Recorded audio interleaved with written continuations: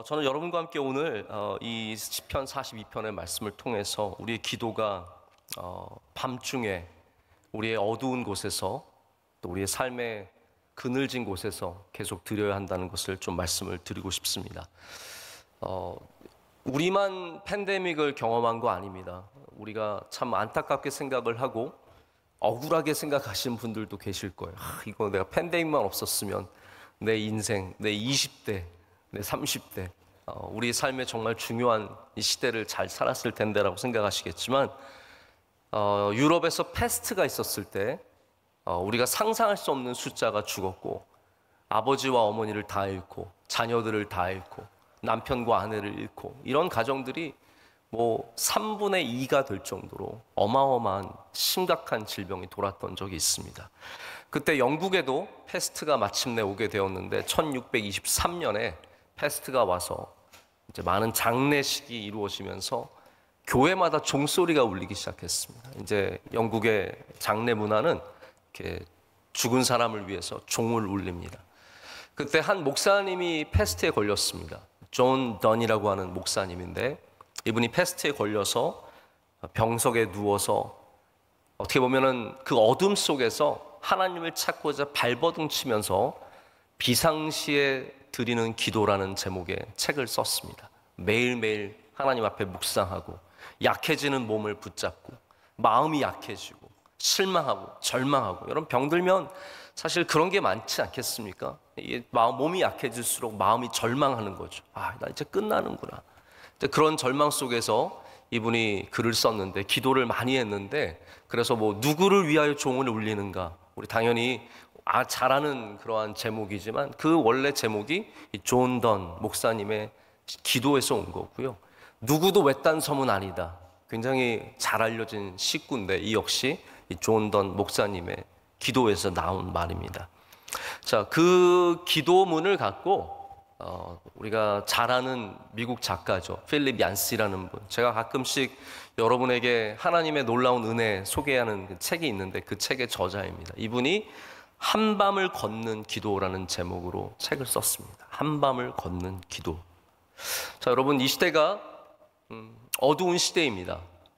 굉장히 밝은 것 같지만 그 이면으로는 그림자도 짙고 또 그 그림자의 그늘에서 살아가는 많은 사람들이 어둠 속을 살아가고 있습니다.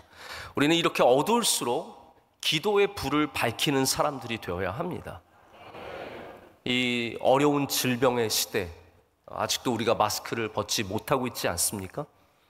또 다시 재유행되고 있지 않습니까?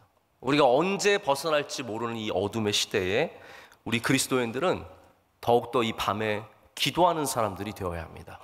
우리 인생에 어두움이 올 때마다 우리는 기도의 불을 밝히고 하나님 앞에 서며 그때도 밤중에 찬양으로서 밤을 깨우는 사람들이 되어야 합니다. 그것이 바로 오늘 시편 42편의 내용입니다.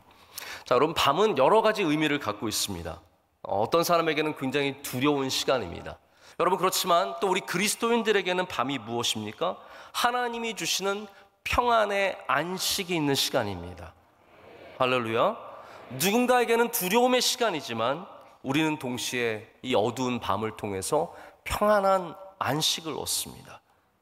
내일은 알 수 없는 불안한 시간이지만 내일을 알 수 있는 사람은 이 중에 한 명도 없지만 우리는 또한 밤을 통해서 내일을 준비하게 됩니다. 누가복음 6장 12절 13절을 보면 예수님께서 제자들을 택하시는 장면이 나옵니다. 제자들을 택하실 때 예수님께서 하신 것이 무엇입니까? 그 전날 밤에 하나님께 기도하러 가셔서 밤새도록 기도하시고 그리고 내려오셔서 제자를 택하시는 장면이 나옵니다. 여러분 예수님께서 우리에게 무엇을 보여주십니까? 밤은 내일을 준비하는 시간이라는 것이죠. 밤을 잘 보내는 사람들은 오늘 지금 있는 어려움과 환난과 고난과 이 고통이 끝이 아니라 그 시간을 통해서 우리가 내일을 준비할 수 있다는 말입니다. 밤을 잘 보내는 사람, 밤에 기도하는 사람, 밤에 주님과 함께하는 사람, 밤을 두려워하지 않고 주님이 주시는 시간으로 여기는 사람들은 바로 그 시간을 통해서 내일을, 미래를 앞으로를 준비할 수 있게 됩니다. 여러분, 그래서 밤은, 어두움은 항상 이중성을 갖고 있습니다. 누군가에게 밤은 타락하는 시간입니다. 그러나 우리에게는 밤은 기도하는 시간입니다. 여러분에게 오늘 이 밤이 기도하는 시간이 되시기를 축복합니다. 누군가의 밤은 흥청망청 노는 시간이지만 오늘 우리는 이곳에 모여서 함께 찬양하며 주님 앞에 기도하며 예배하면서 이 밤을, 내일을 준비하는 시간으로 삼는 것이죠. 여러분, 그래서 밤은 누군가에겐 저주이고 누군가에겐 축복입니다. 병은 어떤 사람들이 다 병 걸리는 사람들 누가 그거를 축복으로 여기겠습니까? 그러나 그 병 중에도 우리가 함께 하신 하나님을 오늘 시편의 저자처럼 발견할 수 있다면, 요단 저 먼 곳에 쫓겨가서 거기서도 하나님을 기억하고 기도할 수 있다면, 밤에 하나님께 기도할 수 있다면 우리는 다시 예루살렘으로 돌아가는 사람들이 될 줄로 믿습니다. 그것이 오늘 우리에게 주시는 말씀입니다. 이 시편 42편은 여러분 잘 아시다시피 고라 자손의 시편이라고 알려져 있습니다. 근데 이 시편은 복 있다, 복의 시편이 아닙니다. 시편이 여러 시편들이 있는데 그 중에 한 부류는 복에 대한 시편이에요. 또 한 부류는 하나님의 보호하심과 하나님의 인도하심에 대한 시편이에요. 그런데 이 시편, 오늘 우리가 읽은 42편은 고난과 어둠 속에서 기도하는 시편입니다.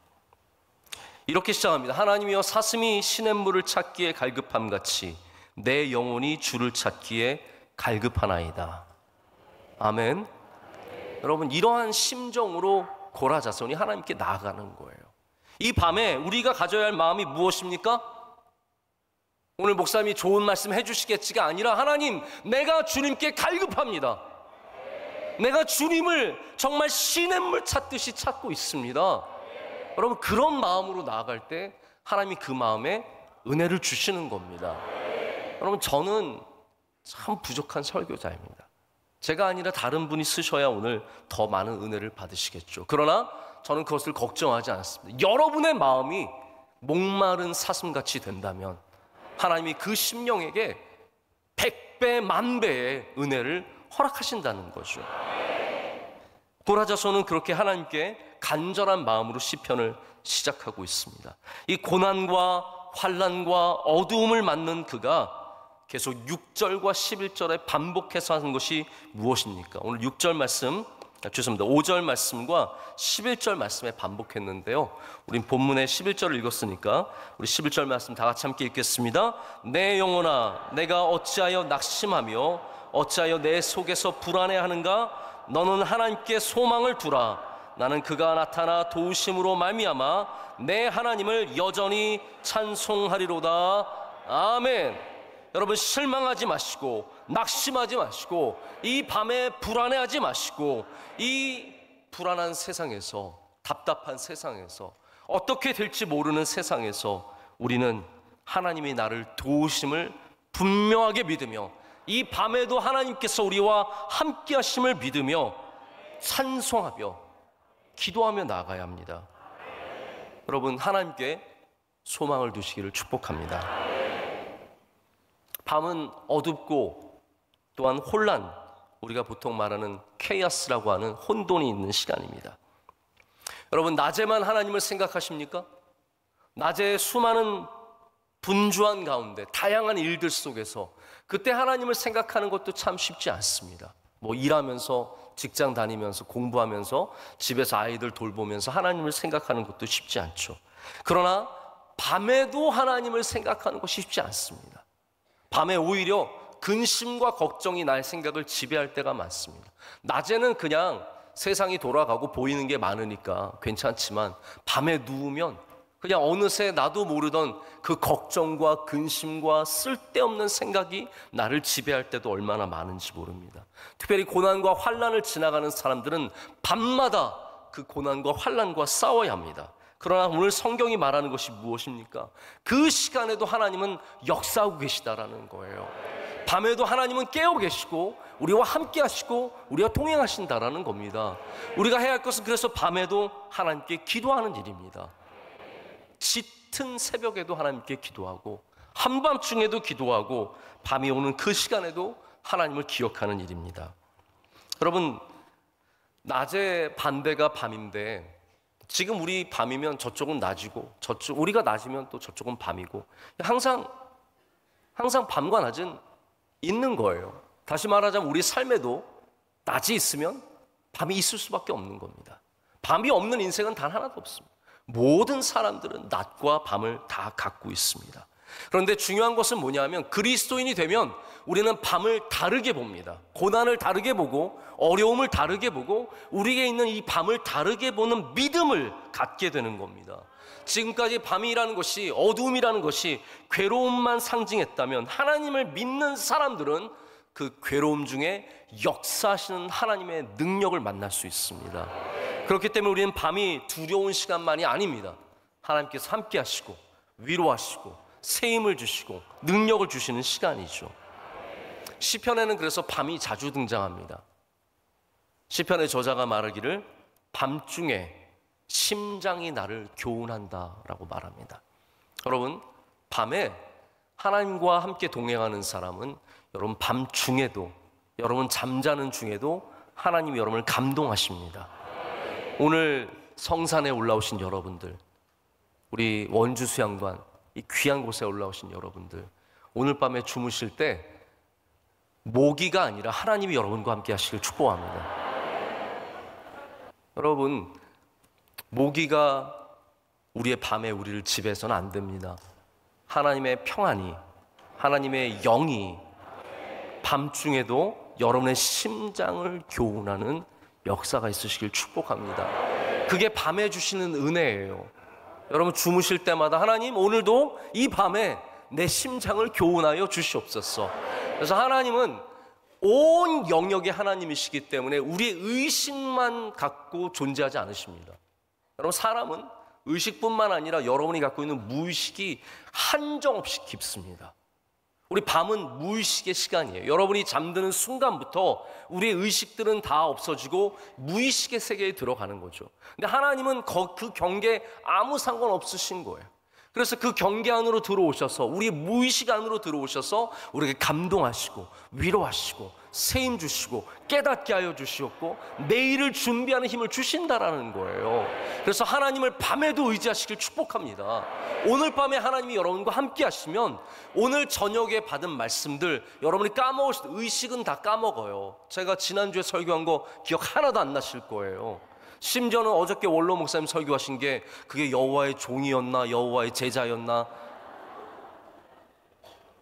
그러나 여러분 안에 하나님이 심겨주십니다. 새겨주십니다. 그 말씀을 붙잡으면 밤에도 그 말씀이 내 안에서 역사하는 거예요. 그것이 하나님의 밤에도 주시는 은혜라는 거죠. 여러분 우리가 직접 하는 일들도 있고 직접 생각하는 것도 있지만 하나님께서 떠올리게 하실 수도 있고 우리로 알게 하실 수도 있는 이 수많은 생각의 영역을 다 하나님의 것으로 고백하시길 축복합니다. 그럴 때 하나님께서 밤중에도 우리와 함께 하실 줄로 믿습니다. 그리고 또 밤에는 우리가 집중력이 높아집니다. 공부가 왜 밤에 잘 되던가요? 집중력이 밤에 높을 수밖에 없습니다. 세상이 고요해지고 사람들의 소리가 잦아질 때 우리의 모든 신경과 우리의 감각들이 예민해집니다. 여러분 그래서 성도들이 밤에 기도하는 것은 참 좋은 것입니다. 우리가 밤에 우리 아이들이 잠든 다음에, 저는 새벽 예배 말씀을 주로 아이들이 깨어있을 때 시작해서 잠들 때 초반부를 지나가서 제가 한 11시 좀 넘어서까지 말씀을 준비를 합니다. 제가 사무실에서도 준비할 수 있어요. 그런데 제가 그 시간을 좋아하는 이유가 있어요. 그 아이들이 잠들고 집이 조용할 때 식탁에, 저희 집은 책상이 없거든요. 식탁에 딱 앉아서 말씀을 준비하면 그 조용한 시간이 얼마나 꿀과 같이 단지 모릅니다. 하나님께서 나와 함께 하시는 시간, 내게 말씀하시는 시간, 조그만 것을 주셔도 그것이 증폭되는 시간, 하나님께서 단 하나의 주제를 주셨지만 그것을 묵상할 때 내 안에서 점점 그것이 커져가는 것을 느끼는 시간입니다. 여러분 그래서 고요할 때 하나님을 생각하셔야 합니다. 조용할 때 우리가 실패하고 아프고 연약해지면 우리의 인생이 조용해집니다. 찾아오는 사람이 없고, 전화하는 사람도 별로 없고, 돌봐주는 사람도 없고, 참 조용하죠. 그걸 우리가 외롭다고도 표현을 많이 합니다. 외로울 수 있죠. 실패하면 돈이 없는 것도 돈이 없는 거지만 외롭습니다. 어려우면 창피한 것도 있지만 참 외롭습니다. 여러분, 그때 그 외로운 곳에서, 조용한 곳에서 우린 주님을 만나야 합니다. 주님께 집중해야 합니다. 우리에게 말씀하시는 주님, 분명히 주님께서 말씀하시거든요. 그런데 성공 가도를 달리고 있고 잘 될 때, 많은 사람들이 내 주변에 있을 때 우린 그게 잘 안 들립니다. 그러나 조용해지면, 밤이 되면 그 모든 하나님의 말씀이 살아서 역사하기 시작하고, 우리의 분주한 삶 속에서 볼 수 없었던 하나님의 은혜를 발견하게 됩니다. 여러분, 이 밤에 여기에 와서 우리가 해야 할 것이 무엇입니까? 뭐 몇 명 왔느냐도 중요하죠. 누가 왔느냐, 우리 교구에서, 우리 구역에서 누가 왔느냐 다 중요합니다. 그런데 꼭 조용한 시간을 만드시길 바랍니다. 주님과 만나는 시간. 여러분, 여기 와서 우리 사람들 만나러 온 건 아니에요. 만나죠. 그것도 좋죠. 그러나 우리 진정한 목적은 무엇입니까? 예수님 만나러 왔잖아요. 하나님 만나러 왔잖아요. 그러니까 그 시간을 통해서 주님께 집중해야 된다라는 것이죠. 밤중에 하나님을 만나는 사람이 복이 있습니다. 그러면 그 사람은 소망을 갖게 되는 것이고, 그 밤에도 내일을 만날 수 있는 힘을 얻게 됩니다. 여러분, 밤이 선생이라는 말 아십니까? 밤이 우리의 선생이라고 합니다. 황현산 선생님이 쓰신 수필집이 밤이 선생이다라는 제목의 책이 있습니다. 제가 가끔씩 이렇게 읽는 책인데, 뭐 읽고 다시 읽어도 재미있더라고요. 이분은 참 다양한 이야기를 많이 하는데, 저는 이 제목이 너무 참 좋습니다. 밤이 선생이다. 밤이 선생이다. 여러분, 여기에는 여러 가지 의미가 있겠죠. 그러나 우리 그리스도인들에게는 밤이 복이다가 되어야 합니다. 밤이 복이다. 나의 어려움이, 나의 환난과 고난이, 그리고 이 조용함이, 이 고요함이 나에게 복이라는 사실을 아셔야 됩니다. 기도의 중요한 원리 중에 하나가 홀로 되는 것입니다. 물론 우리가 합심하는 기도가 있고 당연히 있습니다. 또 중보하고 같이 연합해서 기도하는 것들이 있죠. 그래서 주님께서도 합심하여 기도하면 반드시 들어주신다고, 하나님께서 들어주신다고 말씀하신 건데, 주님께서 보여주신, 예수님께서 보여주신 많은 기도의 예는 홀로 되시는 예였어요. 제자들을 내려놓고 사람들을 멀리 하시고 항상 홀로 되십니다. 이거를 Principle of Isolation이라고 합니다. Isolation이 고립되는 거예요. 나 혼자 되는 거예요.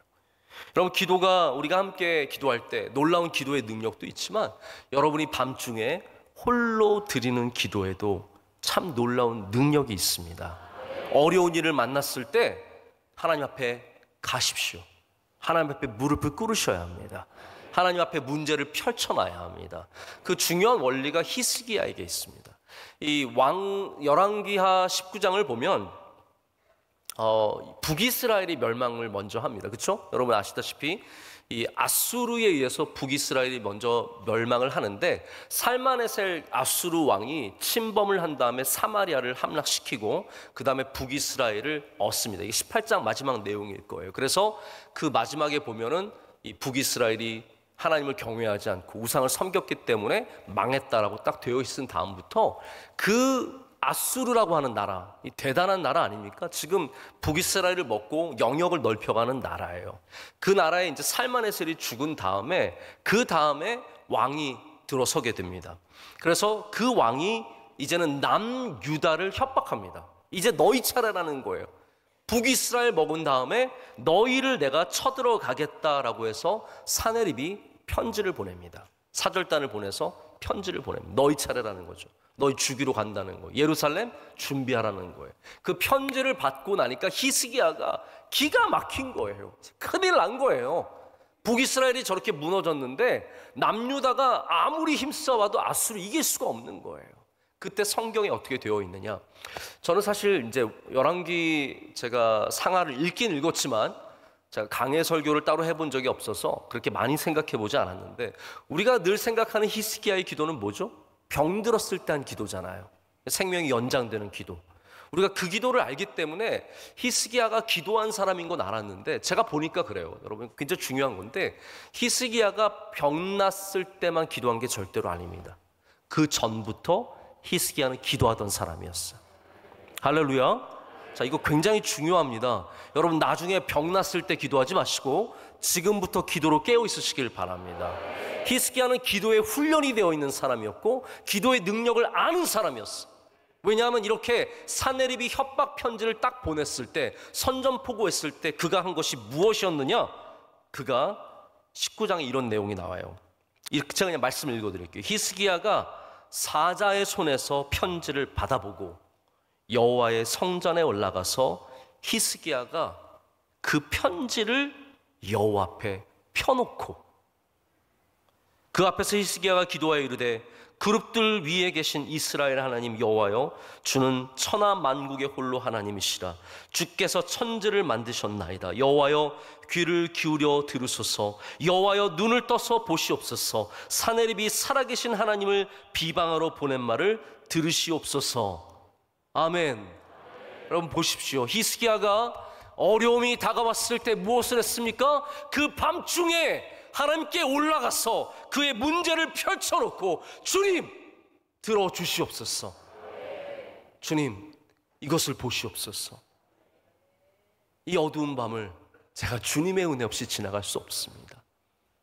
여러분 어두운 밤이 다가오면 우리 주님 앞에 나가야 합니다.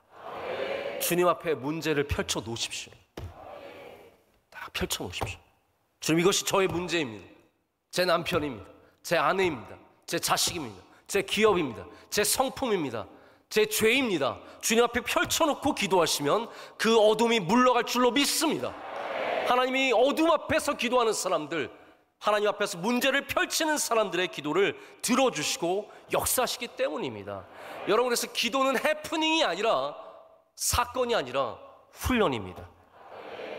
기도는 그냥 어느 날 사건으로 펼쳐져서 마치 교통사고를 당하듯이 어느 날 우연히 기도했는데 응답받는 게 아니에요. 오늘부터 기도의 훈련을 하셔야 됩니다.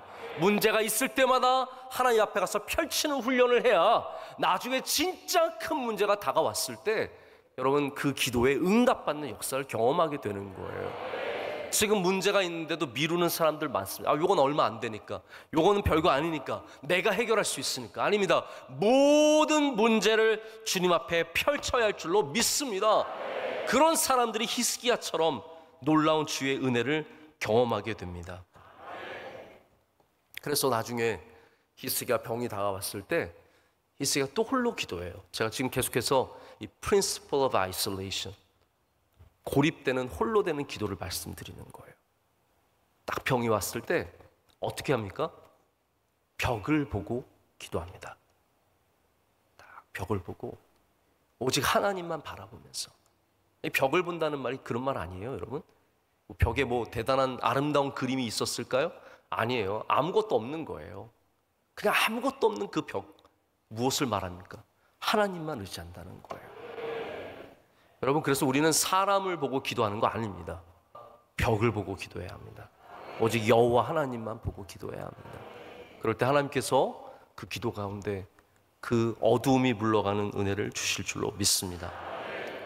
우리 모두에겐 그래서 사실 밤이 필요합니다. 어두움이 필요합니다. 밤이 있어야 그 시간을 통해서 우리 주인이 누구신지를 깨닫게 되고 우리가 기도할 수 있게 되고 찬양할 수 있게 되고 주님을 의지할 수 있게 되기 때문입니다. 밤이 있어야 우리가 휴식을 얻습니다. 제가 불과 어제죠, 원로 목사님께서 종에 대한 말씀을 하시면서 원로 목사님이 늘 4시간, 5시간밖에 안 주무신다고.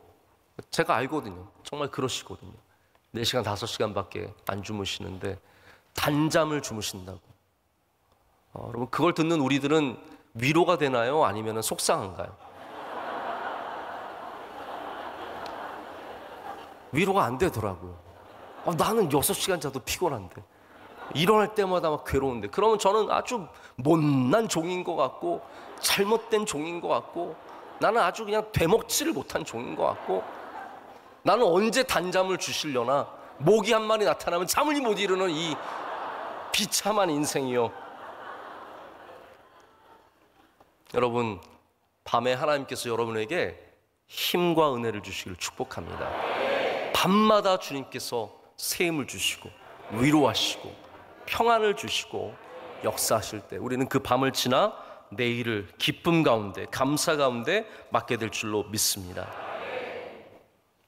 오늘 말씀 고라자손이 쓰고 있는데요, 6절 첫 절을 보면은 이 사람이 요단 땅에 거하고 있어요. 요단 땅에 거하고 있다는 것은 무엇인가 멀리, 예루살렘으로부터 멀리 쫓겨나서 있다는 것을 말합니다. 그가 이스라엘로부터 쫓겨나서 멀리 가게 되었습니다. 낯선 땅에서 머물고 있으면서 그러나 자기는 낙심하지 않겠다라고 말합니다. 그것이 바로 6절의 말씀입니다. 6절 말씀 보실까요? 우리 다 함께 읽겠습니다. 내 하나님이여, 내 영혼이 내 속에서 낙심이 되므로 내가 요단 땅과 헤르몬과 미살산에서 주를 기억하나이다. 아멘. 자, 이게 어떤 의미냐면요, 하나님, 제가 낙심됩니다. 요단 땅에 와가지고 이 어둠 속에서 하나님, 제가 너무 낙심이 됩니다. 그런데 하나님 아세요? 제가 보이지도 않는 저 헤르몬을 바라보면서, 저 미살산을 바라보면서 하나님이 계신 것을 꼭 기억하겠습니다 라는 뜻이에요. 나 지금 요단 땅이에요. 어두운 땅입니다. 괴로운 땅이에요. 근데 우리가 해야 할 것이 무엇입니까? 하나님이 거기에 계시다라는 것을 신뢰하는 거예요. 믿는 거예요. 그것을 기억하라는 겁니다. 사람은 자꾸 낙심합니다. 우리 지난번에도 제가 낙심에 대한 말씀을 전한 적이 있는데, 영혼의 힘이 빠지고 우울해지고 밤이 밀려오는 거죠. 어둠이 밀려오는 거죠. 여러분, 그렇기 때문에 우리는 그 밤에 밀려오는 어둠 속에서 하나님을 기억해야 합니다. 여러분, 밤은 문제에 집중하는 시간이거든요. 자녀의 문제가 있어 보십시오. 밤에 누우면 그 자녀의 문제가 끊임없이 내 머리를 지배하고 나의 삶을 지배해 버립니다. 그래서 밤은 문제가 지배하는 시간이에요. 요단 땅은 문제가 지배하는 곳입니다. 그러나 이 시편 저자처럼 우리는 무엇을 고백해야 하냐면, 하나님, 이 밤에도 주님께서 우리를 다스려 주시옵소서. 이 요단 땅에도 주님께서 다스려 주시옵소서. 내가 주를 기억하게 했나이다 라고 하는 겁니다. 여러분, 그래서 밤에 문제가 여러분을 괴롭힐 때 하나님을 기억하십시오. 아, 이 문제보다 크신 하나님, 이 문제를 다스리시는 하나님, 이 요단 땅보다 우리의 어려움과 우리의 환난과 고난과 이 병보다 크신 하나님을 붙잡아야 된다라는 겁니다. 밤중에 그 일을 해야 합니다. 고라 자손은 어둠을 지난 자손이에요. 이 시편을 쓴 고라 자손은 여러분께서 기억하실지 모르겠는데, 민수기 16장을 보면 모세에게 반란을 했던 사람들의 자손입니다. 모세에게 반란을 했던 자들이 고라, 다단, 아비람, 온인이에요. 이 자들이 모세에게 반란을 했는데 그 이유가 있어요. 왜냐하면 고라도 레위 지파였어요. 레위 지파였는데, 여러분, 레위 지파 속에서도 대제사장은 어느 가문에서만 나옵니까? 아론의 가문에서만 나와요. 모르셨어요? 산상성에 나오실 정도면 그 정도는 아셔야 되는데 아론의 가문에서만 나와요. 근데 여러분, 뭐든지 하나님의 일에 불만이 있는 사람들이 있겠습니까? 없겠습니까? 사람을 세우는 건 항상 불만이 돼요. 왜 저 사람은 장로가 되고 저는 왜 안 됩니까? 저 사람은 왜 반주를 하고 나는 반주를 못합니까? 저 사람은 왜 목사고 난 아닙니까? 여러분, 사람을 세우는 건 누구를 세워도 다 불평과 불만이 있을 수밖에 없습니다. 아론의 자손만 대제사장이 되는 것에 고라 자손이 불만을 가졌습니다. 그래서 반역을 했죠. 하나님께서 땅을 가르셔서 그 모든 반역하는 사람들을 땅에 묻어버리십니다. 그때 고라의 자손 중에 세 아들들이 살아남습니다. 나중에 이 고라의 자손들이 어떻게 되느냐, 여러분, 사실 이거 고라 자손 정도 되면 얼굴을 들고 다닐 수가 없는 겁니다. 이 좁은 시족 사회에서 고라 자손입니다, 고라 자손입니다, 이 반역자들의 자손이잖아요. 하나님께 벌받은 사람들의 자손이잖아요. 어둠 속을 지나간 거예요. 그런데 이 고라 자손들이 시편에 얼마나 많은 시편을 남겼습니까? 정말 귀한 시편들 42편, 43편, 44편, 48편까지 그리고 72편인가 거기도 계속 쭉 다 고라 자손이 남긴 시예요. 얼마나 아름다운 시들을 많이 남겼습니까? 왜 그렇습니까? 이들이 나중에 성전 문지기가 되고요, 찬송하는 자가 되고 빵을 굽는 성전 요리사가 됩니다. 할렐루야. 여러분, 왜 이렇게 되었을까요? 바로 고라 자손이 이와 같은 마음이 있었기 때문에 우리는 요단 땅으로 쫓겨난 사람 같지만 내가 주님을 기억하겠습니다. 이 어두운 밤을 지나가지만 우리 가문이 완전히 망했지만 이 어둠 속에서 우리는 주님을 기억하겠습니다. 여러분, 어둠을 기억하면 다시 밝음이 우리 가운데 옵니다. 어둠 속에서 주님을 붙잡으면 주님께서 그들을 다시 새로운 빛으로 인도해 주십니다.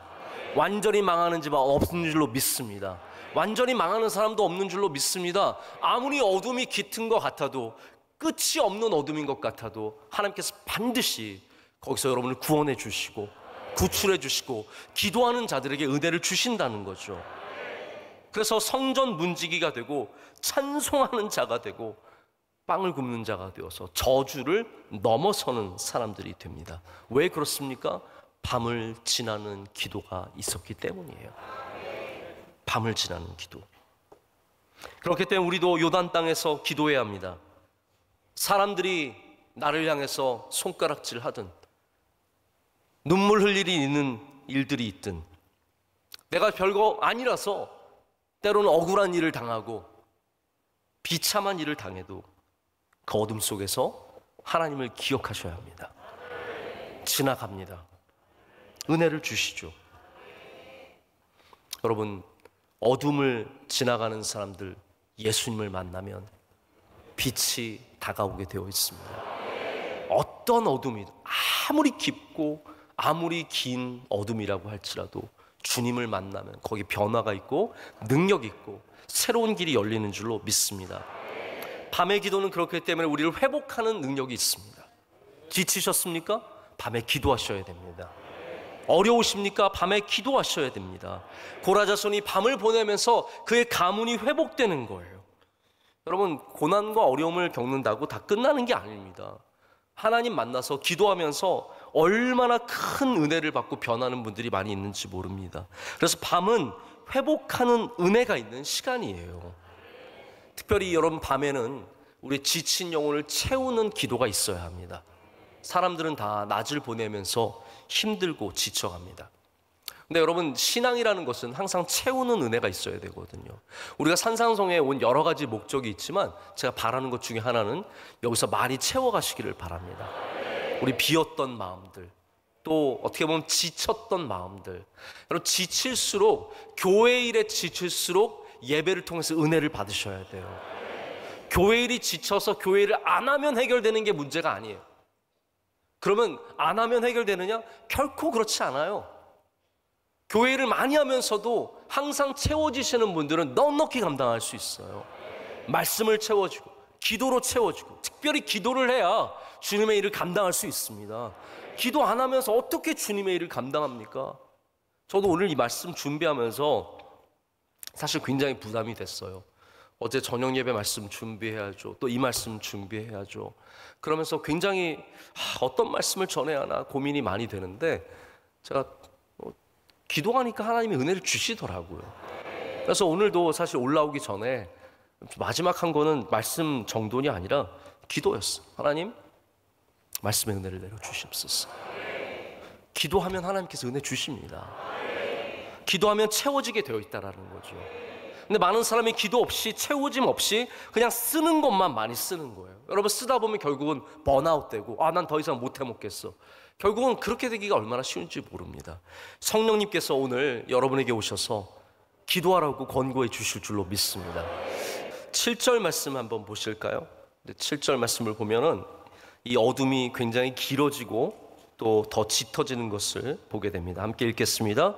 주의 폭포 소리에 깊은 바다가 서로 부르며 주의 모든 파도와 물결이 나를 휩쓸었나이다.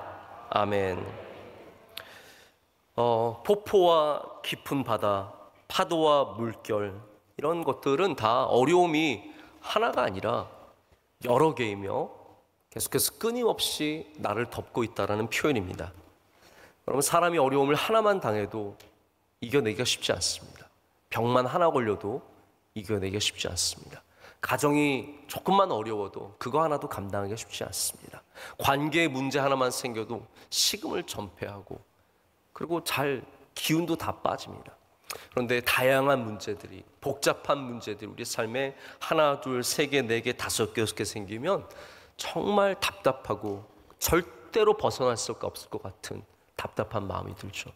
여러분, 분명히 말씀드릴 수 있는 것은 우리 하나님 안에서 절대로 벗어날 수 없는 문제는 없습니다. 아무리 두꺼운 문제가, 큰 문제가, 다양한 문제가, 복잡한 문제가 우리 앞에 있을지라도 우리는 기도로 실타래를 풀어가야 합니다. 여러분, 경험해 보셨죠? 실이 엉키면 정말 답답합니다. 그거 짜증나는 사람은 뭘 씁니까? 가위를 써서 그냥 탁 잘라버리죠. 이거 안 해! 그래서 싹 다 없애죠. 근데 여러분, 우리의 인생 그렇게 잘라버릴 수 있습니까? 가정 그렇게 잘라버리면 시원할까요? 그냥 직장 잘라버리고, 관계 잘라버리고, 뭐 다리 아프면 다리 잘라버리고, 얼굴 아프면 머리 잘라버리고, 뭐 그러면 다 문제가 해결됩니까? 우리 인생 우리가 잘라버릴 수 없는 것들이 얼마나 많이 있습니까? 소중한 것들이죠. 소중할수록 여러분, 그것을 위해서 중심을 잡고 하나님 앞에 기도하는 시간을 확보해야 합니다. 그 실타래를 풀어야죠. 처음에는 짜증도 나고 힘들고 괴롭고 어렵지만 그거 풀어내야 된다라는 거예요. 저도 몇 번 그런 일들이 있거든요. 이렇게 정말 실타래처럼 완전 엉켜가지고 쓸모없이 된 것 같은 문제들, 그러나 정말 사랑의 마음을 갖고 인내하면서 풀어내면 그 마지막에 그 끈을 푸는 그 기분을 아시죠? 정말 자유함이 있고 기쁨이 있는 거예요. 여러분, 모든 어둠도 그렇게 물러갈 줄로 믿습니다. 다양한 파도와 물결과 폭포와 바다, 모든 것들이 덤벼들 때 우리는 그 속에서 더욱더 인내하며 주님을 붙잡아야 된다는 겁니다. 여러분, 사람들이 자기에게 문제가 생기면 왜 이게 나에게만 오는지 참 답답할 때가 있습니다. 여러분, 우리는 그러한 마음 없습니까? 왜 하나님 하필이면 저예요? 왜 많고 수많은 사람 중에 저예요? 왜 파도와 물결이 저에게만 있고, 왜 어려움이 저에게만 있고, 이 폭포 같은 문제들이 왜 저에게만 떨어지고 있습니까? 여러분, 그게 어두움입니다. 그게 하나님과 우리를 갈라놓는 어두움입니다. 그때 우리는 그 어둠 속에서 더욱더 하나님을 붙잡아야 합니다. 나를 사랑하시고 나와 함께 하시고 나를 기뻐하시고 나에게 복 주시기를 원하는 하나님을 기억해야 합니다. 그것이 바로 밤에 기억하는 하나님, 낮에만 기억하지 마세요. 수많은 의심과 의문과 답답함과 좌절이 있을 때도 예배하십시오. 믿음이 무엇입니까? 의문 중에도 예배하는 것입니다. 기도가 무엇입니까? 의심 속에서도 주님을 붙잡는 것입니다. 우리가 해야 될 것은 정확한 믿음, 깨끗한 믿음, 순전하고 완벽한 믿음이 아니라 예배하는 것이며 기도하는 것이며 깨어있는 것이며 주님을 오늘도 기억하는 것입니다. 세상은 자꾸 주님을 잊으라고 합니다. 병이 걸리는 왜 너야? 주님을 잊어. 예수님 생각하지 마. 왜 세상에 많고 많은 사람들이 있는데 예수님 잘 믿은 네가 왜 뇌종양이야? 네가 왜 암이야? 네 집에 왜 이런 어려움이 있어? 너희 자녀 왜 이래? 그렇게 끊임없이 우리에게 의문과 질문과 의심을 가져다 주죠. 여러분, 우리는 그때 기도하는 겁니다. 지금 제가 이 밤에도 주님을 기억합니다. 이 의문 속에서도 주님께 기도합니다. 이 답답함 속에서도 주님을 잡습니다. 여러분, 그것이 바로 우리가 밤에 기도하는 이유입니다. 기도는 밤에 먹는 음식입니다. 밤에도 잘 드셔야죠. 우리 건강을 얘기할 때 사실 밤에 먹는 거는 안 좋다고 얘기를 많이 합니다. 근데 여러분, 밤에 우리가 먹어야 할 음식이 있습니다. 기도입니다. 오늘 이 시편 저자는 8절에 이렇게 얘기하고 있습니다. 우리 다 함께 읽겠습니다. 낮에는 여호와께서 그의 인자하심을 베푸시고 밤에는 그의 찬송이 내게 있어 생명의 하나님께 기도하리로다. 아멘. 밤에는 생명의 하나님께 기도하리로다. 우리가 밤에 먹어야 할 음식이 그거입니다. 밤에 반드시 기도를 하셔야 합니다. 특별히 여러분 잠자기 전에는 우리가 하나님께 감사의 기도를 할 줄 알아야 합니다. 감사의 기도. 밤에 감사의 기도를 회복하셔야 합니다. 로마서 1장에 보면은 바울이 기도에 대해서 말하면서 믿음에 대해서 말하면서 감사가 없는 믿음은 잘못된 믿음이다 라고 말을 합니다. 하나님을 알되 하나님을 영화롭게도 아니하며 감사하지도 아니하며 오히려 그 생각이 허망하여지며 미련한 마음이 어두워졌나니 라고 말합니다. 하나님께 감사하지 않는 것은 믿음이 없는 것입니다. 우리의 기도도 감사의 기도가 회복이 되어야 합니다. 우리의 삶에 하나님이 주신 은혜들을 기억하셔야 합니다. 여러분, 하나님의 도우심이 얼마나 크십니까? 여러분이 지금 살고 있는 거, 여러분이 하고 있는 거 하나님의 은혜 없이 과연 가능할까요? 아닙니다. 여러분, 어린아이가 도와줘도 큰 힘이 되는데 하나님께서 우리를 도와주시면 우리가 얼마나 큰 은혜가 되겠습니까? 하나님의 도우심은 사람의 도운 것은 비교할 수 없는 도우심이잖아요. 그런 하나님께 우리가 감사하지 않는 것은 믿음이 없는 거예요. 그래서 기도할 때 여러분 반드시 밤의 기도에는 감사가 들어가야 합니다. 오늘 나를 지켜주신 하나님, 이 풍랑과 어둠 속에서 나와 함께 하시는 하나님, 감사해야 돼요. 제가 며칠 전에 잠자리에 이렇게 누웠는데 사실 좀 힘든 일들도 몇 가지 있고 그러다 보니까 저도 좀 잠자리에서 설치게 되었습니다. 옆에 아이들이 자고 있고 저희는 이제 다 온 가족이 한 방에서 자니까 이제 아이들 숨소리가 다 들리잖아요.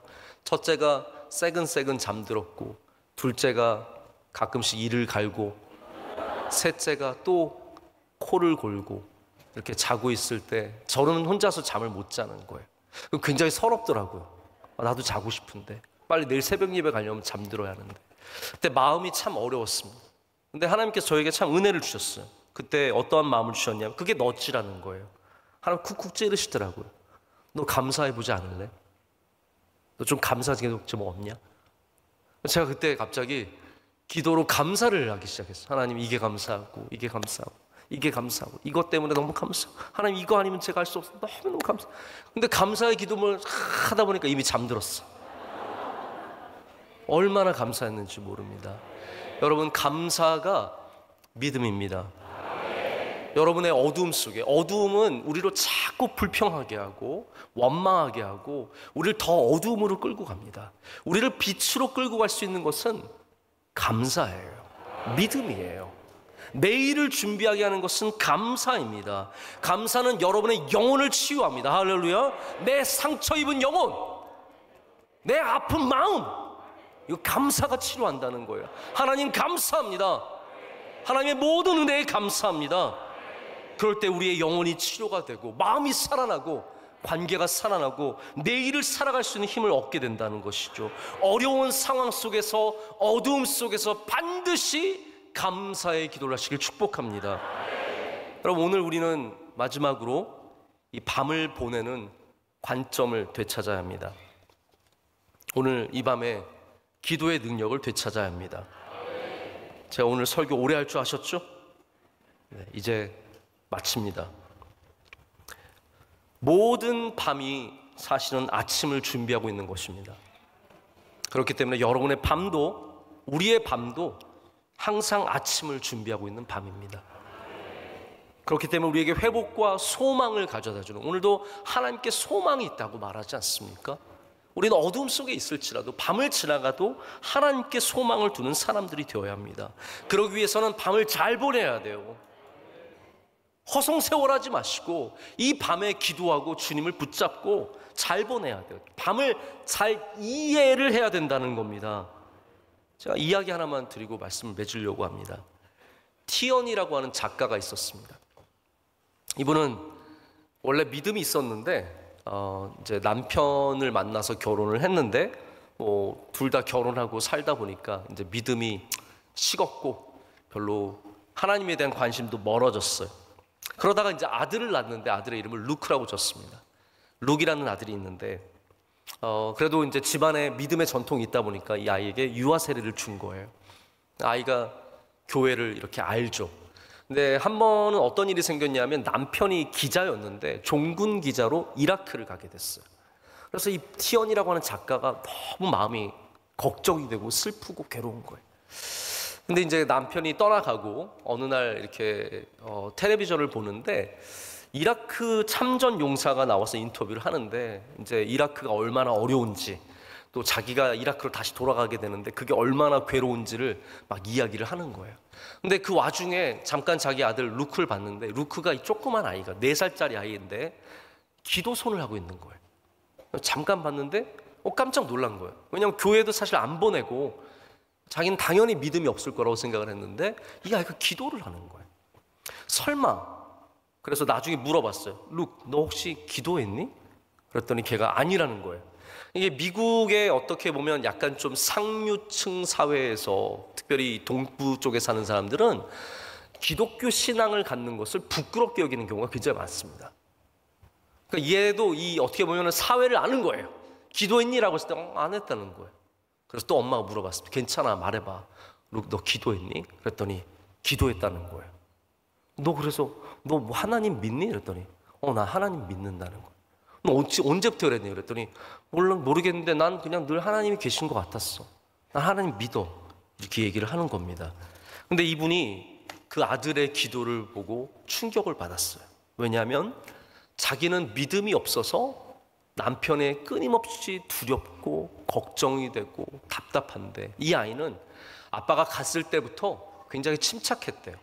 왜 그랬는지 알고 보니까 기도하고 있었기 때문에, 하나님을 믿었기 때문에. 아들이 룩이라는 아들은 하나님을 믿고 기도하는 거예요. 그래서 이 믿음이 있는 아이는 두려워하지 않고 걱정하지 않고, 믿음이 없는 자기는 끊임없이 걱정하고 두려워한다는 걸 보면서 기독교를 다시 한번 생각해 보게 되는 거예요.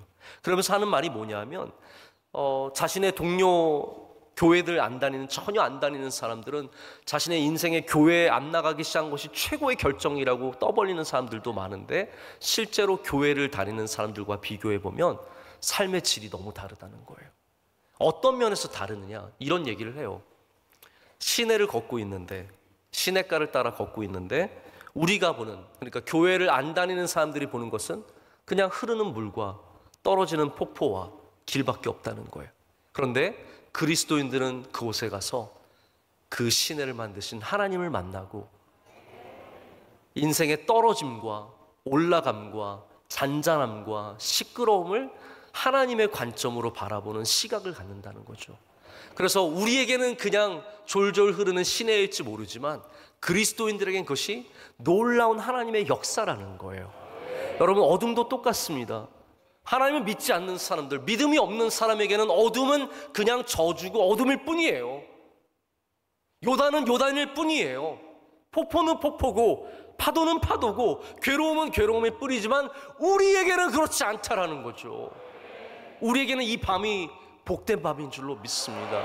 하나님을 만나는 시간이며 하나님께 응답받는 시간이며 우리의 믿음이 성장하는 시간이며 채워지는 시간이며 감사를 회복하는 시간이며 주님이 주시는 놀라운 내일을 준비하는 시간인 줄로 믿습니다.